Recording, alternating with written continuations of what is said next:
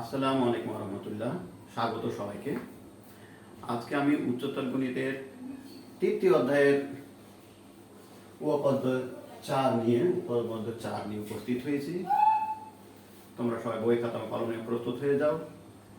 আমি ধারাবাহিকভাবে এই উপপাদ্য 1, 2, 3 ইতিমধ্যে দিয়েছি। আজকে 4 নম্বর উপপাদ্য ধারাবাহিকভাবে আমি এই তৃতীয় অধ্যায়ের মোট 12টি উপপাদ্য আছে। আমি 12টি উপপাদ্য আমার free online education school and মাদ্রাসা এই চ্যানেলে আপলোড করবো। সেই সাথে ফ্রি এডুকেশন ফেসবুক পেজও আমি শেয়ার করে রাখবো ইনশাআল্লাহ।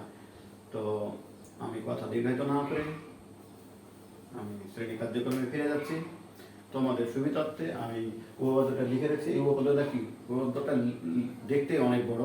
উপপাদ্য বড়োর জন্য আমি লিখছি, চিত্রটা কমন করে রাখছি, বিশেষ নির্বাচনটা লিখে রাখছি। তোমাদের সুবিধার্থে সময় লিখতে টাইম লাগবে, সেই দিক বিবেচনা করে প্রিয় শিক্ষার্থীরা তাহলে উপপাদ্য 4 আমরা একটু পড়ে নিই। যে কোনো ত্রিভুজের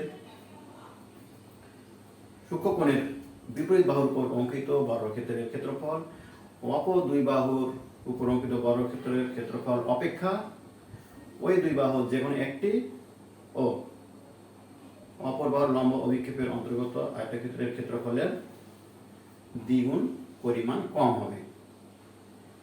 ঠিক 3 নম্বর উপপাদ্যের সঙ্গে 4 নম্বর উপপাদ্য কিছুটা মিল আছে।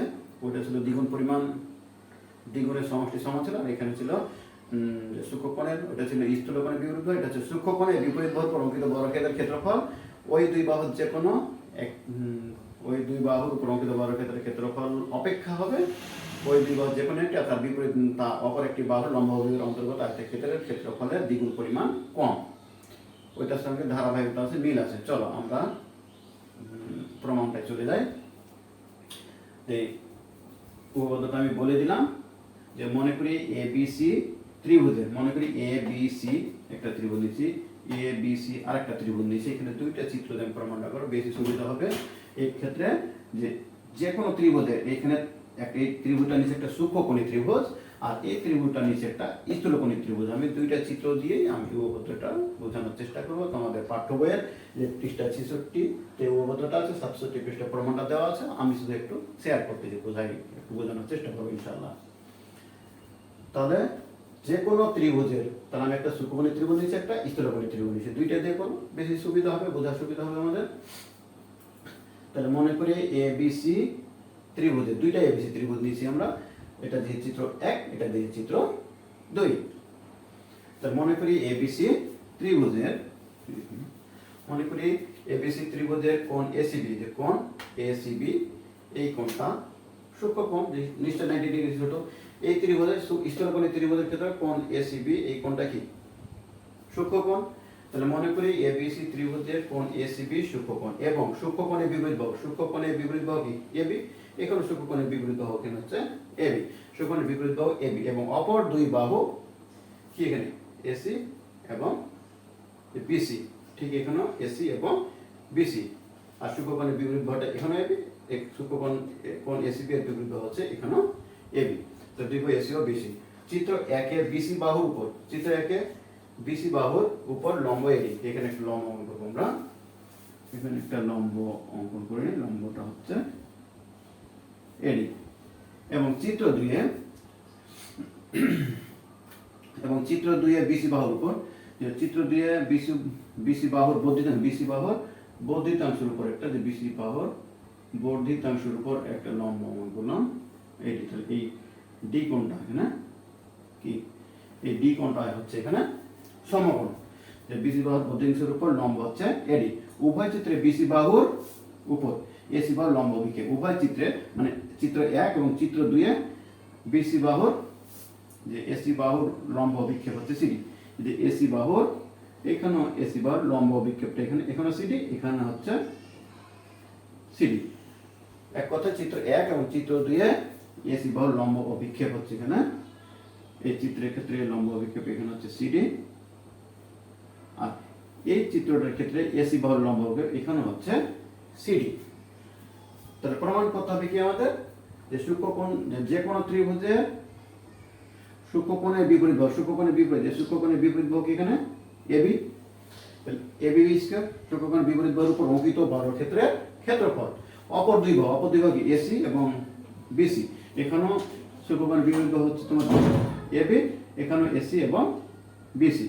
তাহলে অপর দুই বাহুর উপর অঙ্কিত বর্গক্ষেত্র, অপর বাহু এসি, এসির বর্গ কত এসি স্কয়ার, বিসি বাহুর উপর অঙ্কিত বর্গক্ষেত্র কত বিসি স্কয়ার।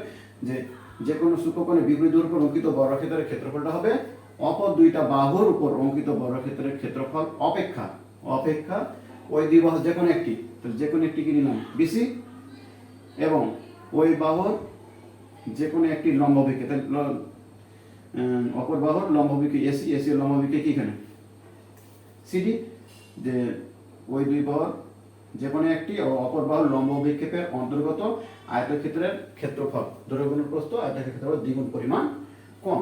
এই হচ্ছে আমাদের বিশেষ নির্বন্ধ, বা এই জিনিসটা আমাদের প্রমাণ করতে হবে, এটাই আমাদের লক্ষ্য বা উদ্দেশ্য। প্রিয় শিক্ষার্থীরা, চলো তাহলে এবার আমরা প্রমাণটা করে ফেলি। প্রমাণ ত্রিভুজ, যেহেতু এটা সমকোণ ত্রিভুজ এ ডিবি, একটি কি সমকোণী ত্রিভুজ, আমার প্রমাণ করতে হবে এ বি স্কয়ার। তাহলে এটা সমকোণের বিরুদ্ধ বাহু কি এ বি, তাহলে এটিকে অতিভুজ, তাহলে পিথাগোরাস উপপাদ্য প্রয়োগ করার সুবিধা এ ডিবি। ঠিক, এখানে ত্রিভুজ এ ডিবি সমকোণী ত্রিভুজ, তাহলে এই এ ডিবি সমকোণী ত্রিভুজ, হ্যাঁ অতিভুজ কি এখানে এ বি, অতিভুজের স্কয়ার পাবো, বাম দিকটা পাবো আমরা। তাহলে সমকোণী ত্রিভুজ, উভয় চিত্রে কি সমকোণী ত্রিভুজ এবিডি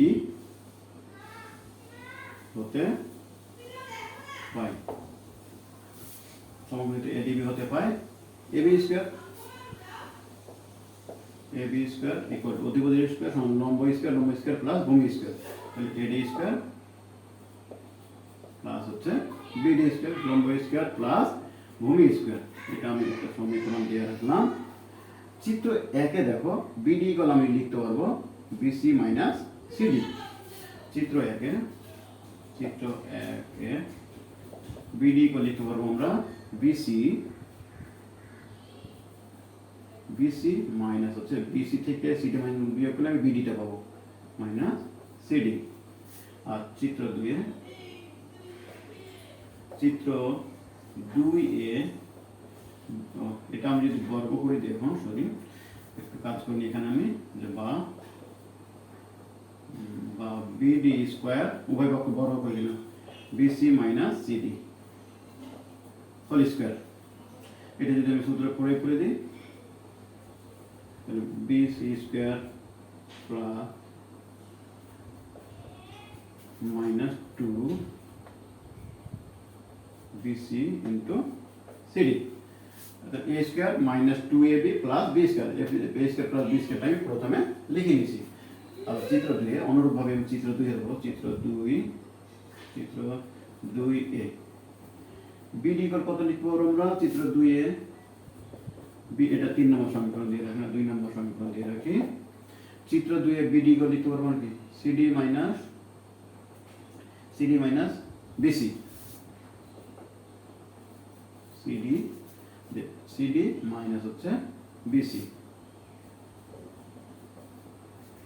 এটা ওই পক্ষ যদি আমরা বর্গ করে দেই, বা ওই পক্ষ কি করব বর্গ করব, স্কয়ারিং করে দেই, তাহলে squaring CD minus BC whole square, তাহলে এটা বর্গ করলে a square minus 2ab minus 2a into b plus B square, এখানে সাদা লিখছি a স্কয়ার বি স্কয়ার আগের মতো আমি সাদা লিখব, plus a square minus 2ab plus এই যে plus B square, a plus B a minus B square সূত্রটা প্রয়োগ করে দিলাম। এখন এটা দিলাম আমি 3 নম্বর সমীকরণ। তাহলে দেখো 1 নম্বর সমীকরণ 2 নম্বর সমীকরণে bd স্কয়ার মানে কত b square bc square plus cd square, bc square plus cd square minus 2 bc cd minus 2 bc into cd। তাহলে উভয় চিত্রে, যে চিত্র 1 আর চিত্র 2 এর ক্ষেত্রে bd স্কয়ার মানটা কি একই। সমীকরণ 2 ও 3 তুলনা করে পাই, কি পাবো আমরা, যে bd square equal to bd square এখানে আছে বিডি স্কয়ার মান BC square plus CD square, BC square plus CD square minus 2 BC into CD, এখানে মাইনাস 2 বিসি ইনটু সিডি, তাহলে একই মান আমাদের। তাহলে কি পাচ্ছি আমরা, BC square plus CD square minus 2 BC into CD. এখন দেখো এই যে বিডি স্কয়ারের মানটা এটা, তাহলে 1 নম্বর সমীকরণ এটা দিয়ে আমি 4 নম্বর সমীকরণ দিয়ে দিই। তাহলে 4 নম্বর সমীকরণ থেকে বিডি স্কয়ার মান যদি 1 নম্বর সমীকরণে আমরা বসাই দেই, এটা বলছি 1 ও 2 তুলনা করে পাই, অর্থাৎ আমরা 1 ও 2 নং সমীকরণ তুলনা করে পাই। তুলনা করে কি পাবো, এ বি স্কয়ার মানটা কত হচ্ছে, আমরা